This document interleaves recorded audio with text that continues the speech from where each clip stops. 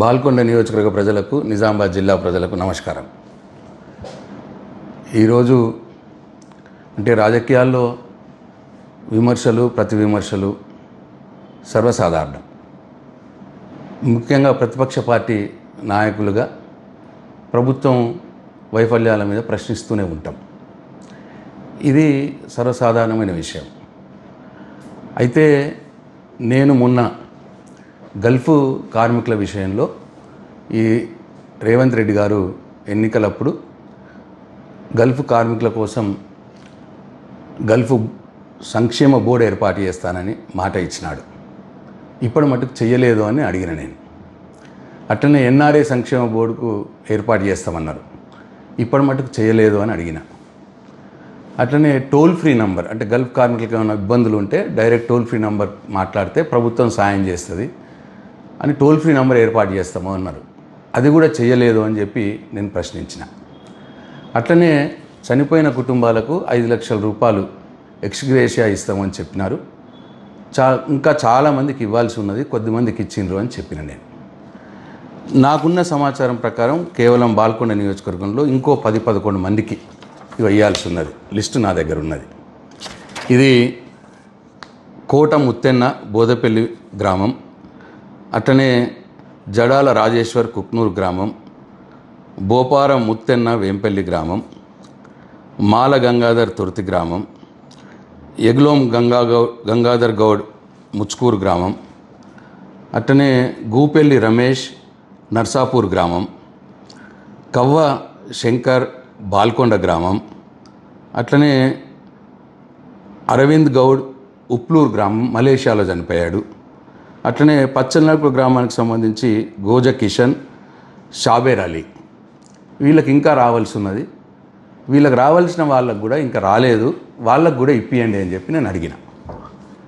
దీంట్లో తప్పేమున్నది?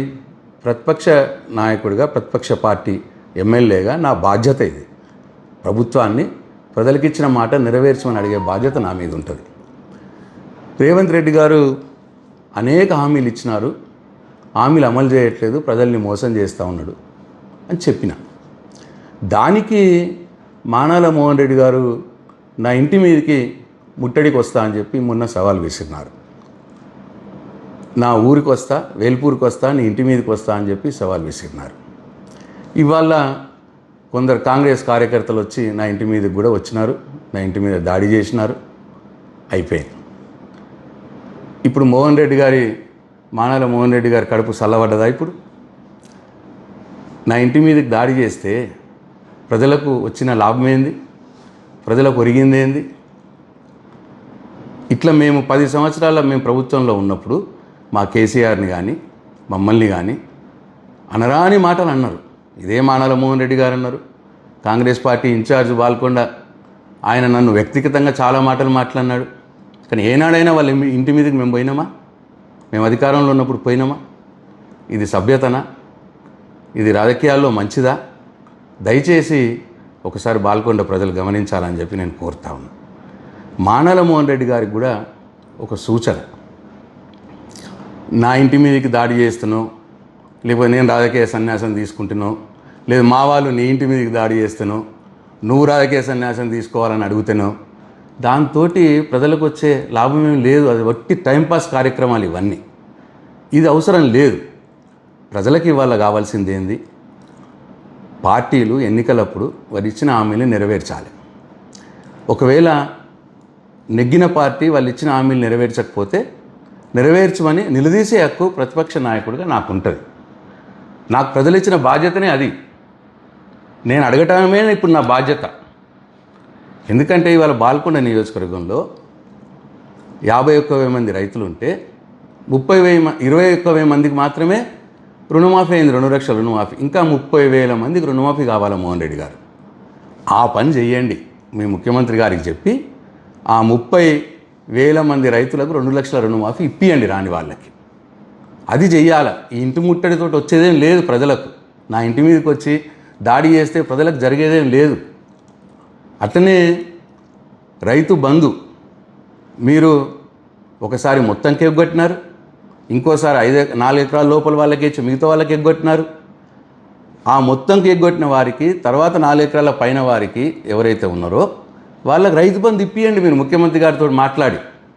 అది మీరు చేయాల్సిన పని. ఇవాళ మీరు అధికారంలో ఉన్నారు, మీరు ఒక కార్పొరేషన్ చైర్మన్గా ఉన్నారు, అధికార పార్టీ జిల్లా పార్టీ అధ్యక్షుడిగా ఉన్నారు. మీరు పోయి ముఖ్యమంత్రి గారి దగ్గరికి పోయి రుణమాఫీ కాని వారికి రుణమాఫీ ఇప్పియండి, రైతు బంధు రాని వారికి రైతు బంధు ఇప్పియండి, వడ్ల బోనస్ 3 పంటలు అయినాయి, ఒక్క పంటకు 20% మందికి ఇచ్చినారు. 500 రూపాయల వడ్ల బోనస్ అందరికి ఇప్పియండి. మీరు చెప్పిన మాటనే ఎన్నికలప్పుడు ఆ పని చేయండి. ముఖ్యమంత్రి గారి దగ్గరికి పోయి నా ఇంటి మీదకి దాడి చేస్తే వచ్చేదేం లేదు. అట్లనే తులం బంగారం ఇస్తామన్నారు, ఇప్పటికీ లేదు. తులం బంగారం ఇప్పించే ప్రయత్నం చేయండి మీ ముఖ్యమంత్రి గారికి చెప్పి. అట్లనే సిలిండర్లకు డబ్బులు వేస్తామన్నారు, 2 నెలలు వేసినారు, 2-3 నెలలు బహుశా. ఇప్పుడు చాలామందికి రాలేదని చెప్తున్నారు. ఆ రాని వాళ్ళకు కూడా ఇప్పియండి, సిలిండర్ డబ్బులు ఇప్పియండి. 4,000 పెన్షన్ ఇప్పిస్తామన్నారు, 2,000 కాదు 4,000 ఇప్పిస్తామన్నారు. బీడీ కార్మికులు వేటి చేస్తూ ఉన్నారు 4,000 ఎప్పుడు వస్తుందా అని. పెద్ద మనుషులు వేటి చేస్తూ ఉన్నారు 4,000 పెన్షన్ ఎప్పుడు వస్తుందా అని. వాళ్ళకి పెన్షన్ ఇప్పియండి, 4,000 పెన్షన్ ఇప్పియండి మీరు ముఖ్యమంత్రి గారికి చెప్పి. ఇట్లా 2,500 ప్రతి మహిళకి ఇస్తామన్నారు. వాళ్ళు ఎదురు చూస్తూ ఉన్నారు 2,500 ప్రతి మహిళకి ఎప్పుడు వస్తుంది అని. వాళ్ళకి ఇప్పియండి 2,500 మీ ముఖ్యమంత్రి గారికి చెప్పి. ఇది నా సూచన. నా ఇంటి మీదకి దాడి చేస్తే, నా ఇంటి మీదకి మీ కాంగ్రెస్ పార్టీ కార్యకర్తలను ఉసిగొల్పితే వచ్చేది ఏమీ లేదు. దాంతో ప్రజలకేం లాభం జరగదు. మీరు అధికారంలో ఉన్నారు, అధికార పార్టీలో కార్పొరేషన్ చైర్మన్గా ఉన్నారు, మీరు జిల్లా పార్టీ అధ్యక్షులుగా ఉన్నారు. కాబట్టి ఇప్పుడు నేను చెప్పినవన్నీ కూడా మీ ముఖ్యమంత్రి గారికి చెప్పి ఇప్పించే పనిలో ఉండండి. అది నిజమైన పని. నా మీదకి దాడి చేసడం నిజమైన పని కాదు. అది నా బాధ్యత. డెఫినెట్ అడుగుతా. మీరు ఎన్నిసార్లు నా ఇంటి ముట్టడించినా, నా మీద ఎన్నిసార్లు దాడి చేసినా, మీరు ప్రజలకిచ్చిన హామీల్ని నేను నిలదీస్తూనే ఉంటా. ఇవ్వాలి అని చెప్పి నేను ముఖ్యమంత్రి గారిని విమర్శిస్తూనే ఉంటా. ఇది నా బాధ్యత. ఇవాళ ప్రతిపక్ష నాయకుడిగా నా బాధ్యత నేను నిర్వర్తిస్తూనే ఉంటా. మీ దాడులకు నేను భయపడిపోయి నా బాధ్యతల నుంచి నేను తప్పుకోను.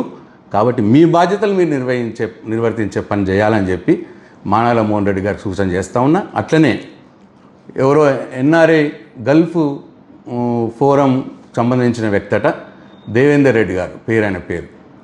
ఆయన డైరెక్ట్ నా ఇంట్లోకే వచ్చినాడు. ఫస్ట్ ఫ్లోర్కి ఎక్కినాడు. ఎక్కి అక్కడ మా తమ్ముడు ఉంటే మా తమ్ముడిని కొట్టబోయినాడు. అక్కడ గొడవ చేసినాడు. అవసరమా అది?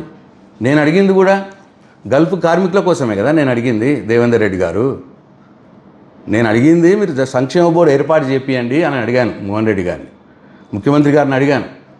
టోల్ ఫ్రీ నంబర్ పెట్టండి అని అడిగాను. ఇగో ఇంకా రానివారు ఉన్నారు, ఈ రానివారికి కూడా 5 లక్షల ఎక్స్గ్రేషియా ఇప్పియండి అని చెప్పి అడిగాను. దానికి మీరు గల్ఫ్ సంక్షేమ బోర్డు సభ్యుడిగా నన్ను అభినందించాల్సింది పోయి నా ఇంటి మీదకే మీరు దాడికి వస్తే ఇది ఏమాత్రం న్యాయము, ఏమాత్రం సబబు? కాబట్టి నా బాల్కొండ నియోజకవర్గ ప్రజలు, నిజామాబాద్ జిల్లా ప్రజలు ఆలోచించాలని చెప్పి నేను కోరుతా ఉన్నా. జై తెలంగాణ, జై కేసీఆర్.